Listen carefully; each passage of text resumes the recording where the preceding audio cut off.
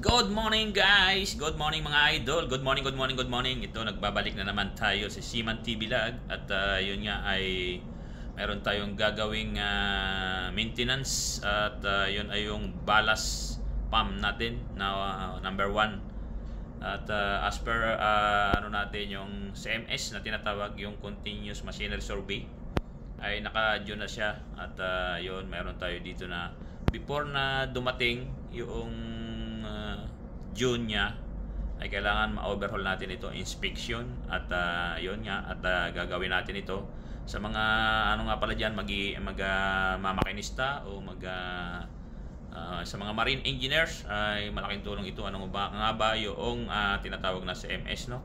Yun yung mga machinery na nakapaloob doon sa inspection by class ng ating ano, yung anong class siya, yung mayroon kasi na ano, yung NT class o ABS class, yung kung anong hawak, no? Kaya ito, meron yung ating nakapaloob dito ay yung mga machinery na kailangan na mag-UI. Kailangan na natin overhaulin ito before pa dumating yung due date niya. Kaya yun, at tingnan natin kung alin nga ba yun, yung mga mag-expire na ngayong 2024. Kaya yun. Yan, bali dito meron tayo na yun nga, may mensahe tayo galing sa opisina at yung ating mga machinery, kasama yung yan, ito kasama yan, no? Medyo malabo nga lang ito, ballast pump. Yan, meron tayo mga mag-jojo na ng bali yan, May na 2024. Kailangan ma-inspection siya, ma-open na siya. Kaya dinadahan-dahan na natin to para hindi na siya magkasabay-sabay pa.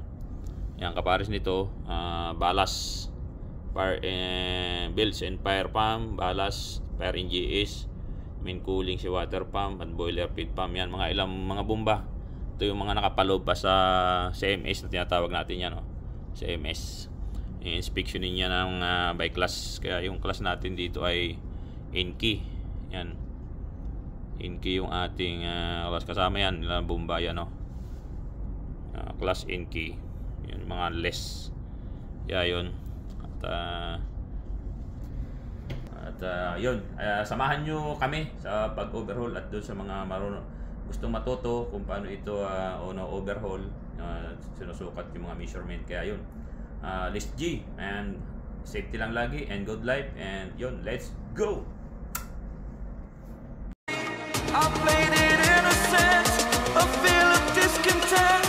I'm finally facing it all, fearless. Dito nga ay inumpisa na natin yung ating pagtanggal doon sa pambali na tanggalan natin yung motor. Bali medyo pinahirapan tayo dito at napakatigas noong mga tornilyo, kinagkaroon siya ng kalawang. At siguro ngayon lang ito medyo maintenance, nabuksan. Bali hiniting natin to yung mga tornilyo na nakaklam doon sa pump. Yan, hinihiting natin. Kaya lang dahan-dahanin natin pag-heating kasi baka ma-damage yung ating ibang parts. Kasi ano yan, yung bali bronze yung ilalim, yung pump. Kaya yun, dahan-dahan lang. At iningatan niya natin yung machinery na masira. At hinihiting natin yung bali na clam na bolt dahil napakatigas, grabing kalawang. At yun lang ang tanging paraan, hitingin natin para matanggal natin yung mga tornilyo. Ayan, naputulan nga tayo ng isa. At yun, at dito nga ay natanggalan natin yung bomba. Kahit mahirap patanggalin yung mga clam. Ayun, mga idol, tanggalan natin yung pinakang main pump. Yan, bali ganyan ang hitsura ang ating bomba. At yan ang ating inspeksyonin. Papalitan ng kailangan, kung alin ang kailangan paltan. Paltan ng mga packing, i-measurein yung mga mouth ring. At kung malaki na ba ang wear niya,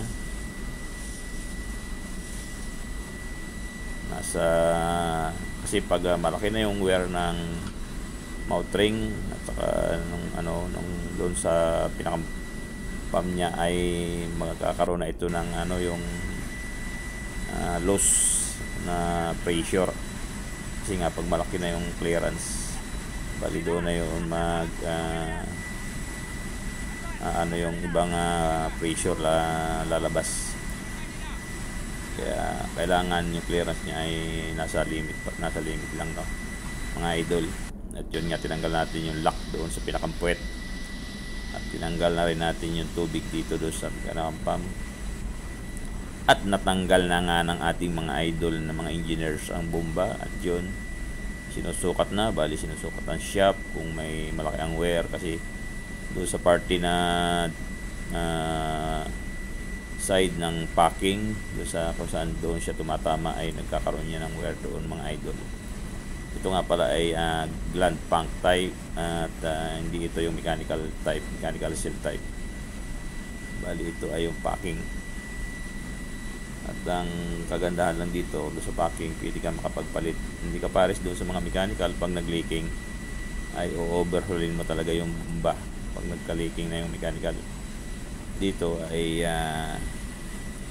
makakapagpalit ka lang ng packing at hindi na kailangan overhaulin yung bomba. Ang advantage naman doon sa mechanical seal ay wala siyang leak na tubig, no, hindi ka pares itong yung packing type lang na mayroon siyang leak.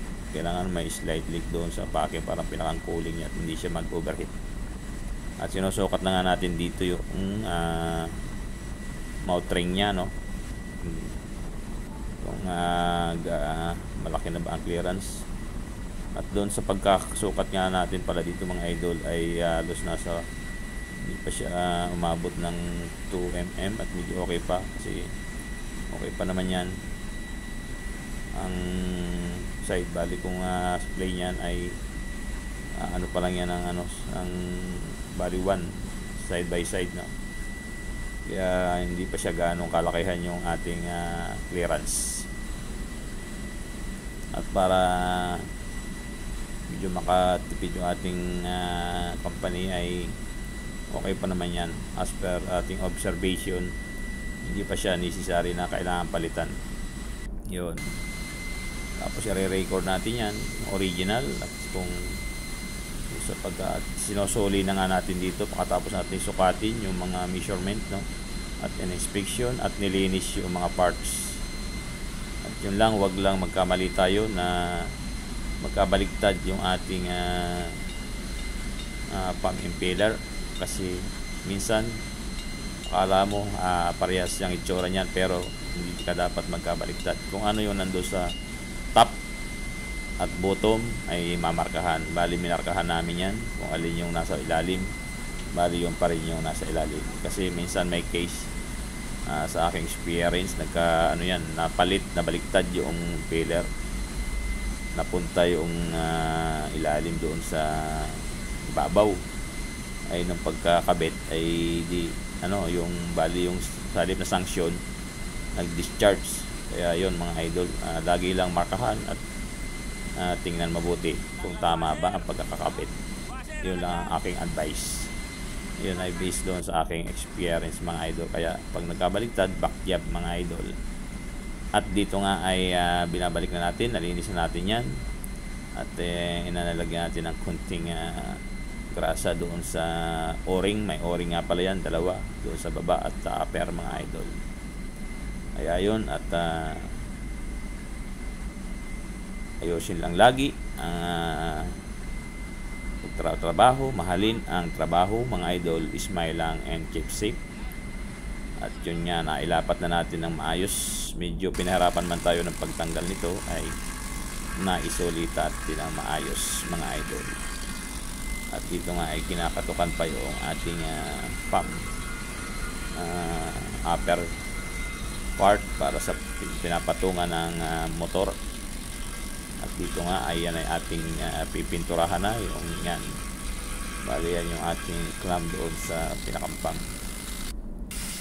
Lalagyan natin ng mulikot yung tornilyo para naman hindi mahirapan yung at magtatanggal na susunod. Yan mga idol, at pininturahan na nga natin yan, maintenance. At dito nga ay in-overhaul na din namin yung motor at in-inspection yung mga bearing. Although hindi pa naman overdue yung bearing niya, ay binuksan na namin para ma-inspection. Hindi pa siya due sa running hours. At okay pa naman yung bearing niya. Nilinis natin yung winding ng motor, ang inspection, kinuha natin ang Megger test mga idol, at naikabit na nga natin itong motor mga idol. At yun, at kinakabit natin yung kailangan, yung may marka din yun sa coupling mga idol, para kung ano yung pagkaka-mark ng ating tinanggal, yun pa rin yung pagkaka-mark ng ating isusulit. Yan, kaya yun lang mga idol. At hanggang sa muli, at ingat lagi, at smile, gawing masaya ang buhay. Salamat sa inyong pagsubaybay kay Seaman TV Vlog mga idol. And love you all.